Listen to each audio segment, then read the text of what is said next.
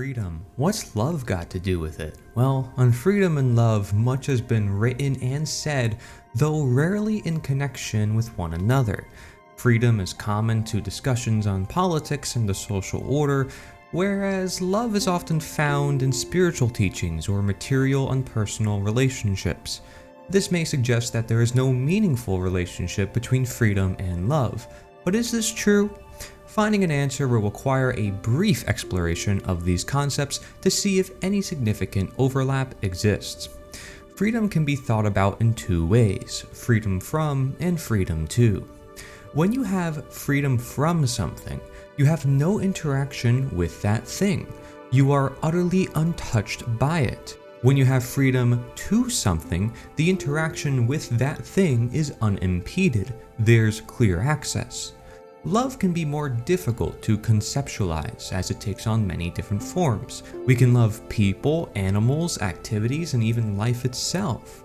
These experiences each have their own nuance, but their unifying quality is broad and basic. The core foundation of all love can also be thought of as having two aspects: recognition and appreciation.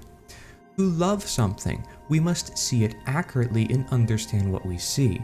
We can only truly love something to the degree that we recognize it for what it actually is.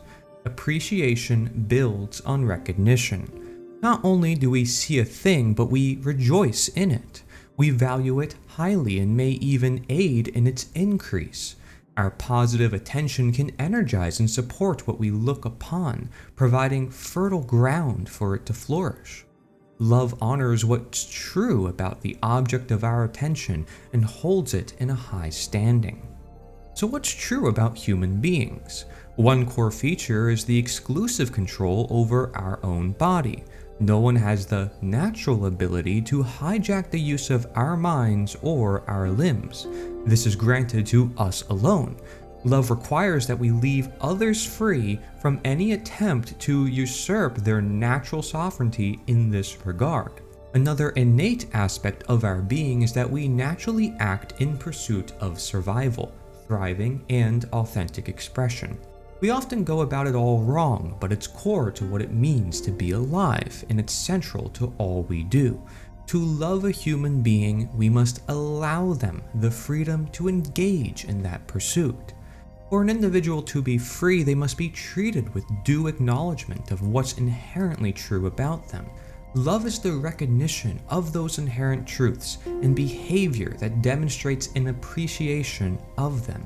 With these considerations in mind, a relationship emerges that is both simple and sublime. Freedom cannot exist without love, for love is what fulfills the requirements of freedom. This is an article written by Brian Blackwell. I'm glad to read it for him. This guy is great. He's a fantastic writer, and if you want to see a lot more great writers like this, or you have a writing yourself, I can turn into a video for you. Know that I love this project. I love the people contributing to this project, and I love the fact that we care about freedom. We want to get our freedom back. And on the note of love, I have to ask you, you are free, or are you? Because Frederick Douglass said, "I did not know I was a slave until I found out I couldn't do the things I wanted, the things that perhaps he loved to do, the things that was really valuable to his soul, to his life." And so here's a friendly reminder by all your loving authority figures out there in government. Don't feed the homeless. Don't expose secrets. You must use licenses and permits. You're required to register your birth. You must join the army if needed. You can't collect rainwater. You must use money. You're required to use a passport to travel. You must send your kids to school. You must keep all your bills and receipts. You must not grow certain plants. You must pay 20 to 40% of your income to the government.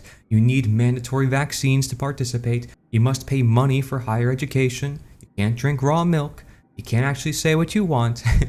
Break any rules and you will pay or be locked in a cage. Now go to school, get a job, get married, get a mortgage, consume, obey, die. I mean, this is not a loving relationship, but it's one that is rather maybe the opposite. This is one we have to consider and evaluate within our lives. Quote, "One master may whip his slaves less severely than another. One master may allow his slaves to keep more of what they produce. One master may take better care of his slaves, but none of that changes the basic underlying nature of the master-slave relationship. The one with the right to rule is the master, the one with the obligation to obey is the slave. And that is true even when people choose to describe the situation using inaccurate rhetoric and deceptive euphemisms, such as representative government. That's a quote from Larken Rose. So, I care about you, I care about every human being equally so. I don't put anybody on a higher pedestal and over anyone else to have any more special rights than anyone else. I think we could all empower each other, and that's what we're doing with this project. If you want to check out a lot more like this, go to theliberator.us. That's theliberator.us. Thank you very much for watching.